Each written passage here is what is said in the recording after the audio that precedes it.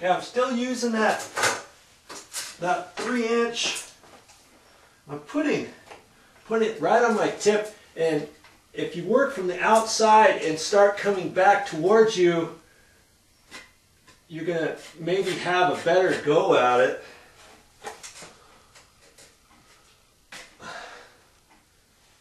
We'll see here.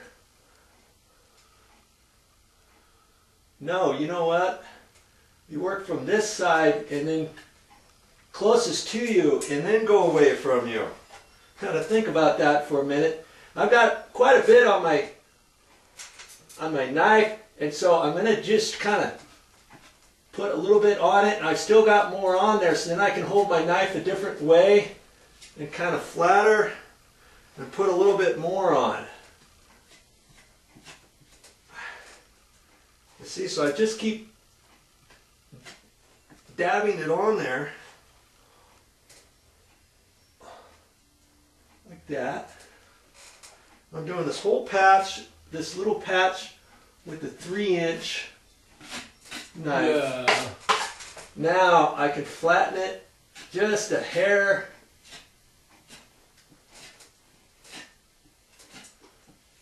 Don't want to do too much. Okay. That looks like I might want to add just a little touch in the middle. Wipe off the excess and then wipe that down. Okay, there. I think that blends in rather nicely. Now this technique is really called skip trowel, and you're not seeing much of that with the way I'm doing it, are you? No.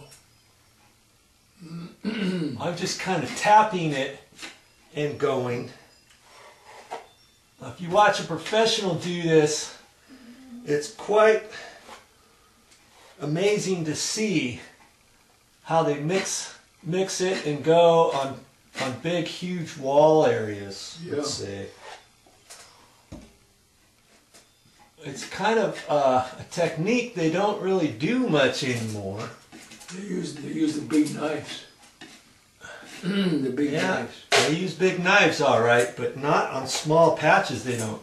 If you use the big knife, you get it all around here. And incidentally, if you don't feel comfortable with that, you can kind of put a little bit around your patch area. Yeah.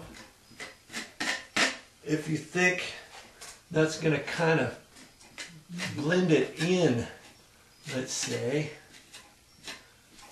Now the last time I did this, I lightly sanded it with a sanding pole, but the mistake I made, I think, was I didn't sponge in just the outside area, and it was just a hair higher than the existing lips and ridges. And it looked, overall, it looked really good, except in a couple spots around the edges.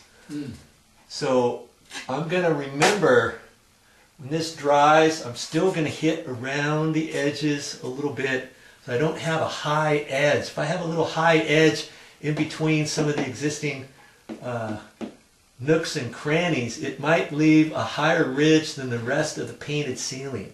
Yeah. Okay? It doesn't take much for your patch not to blend in, okay? So be mindful of that. That's what you want.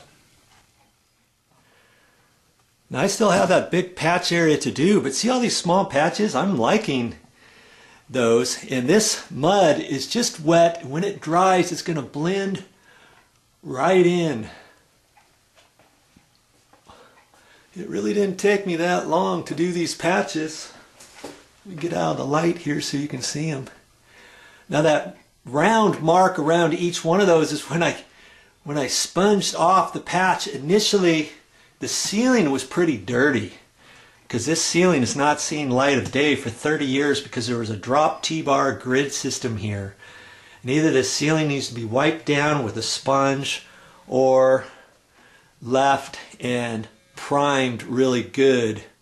You know, best thing to do would be to take a sponge up there and kind of wipe it all down. You see where these lines are? That's where the fluorescent light fixtures were from before. And see, that's just how dirty a ceiling gets. But see all these little patches? Just did that with that little 3-inch sheetrock knife. You could do the same.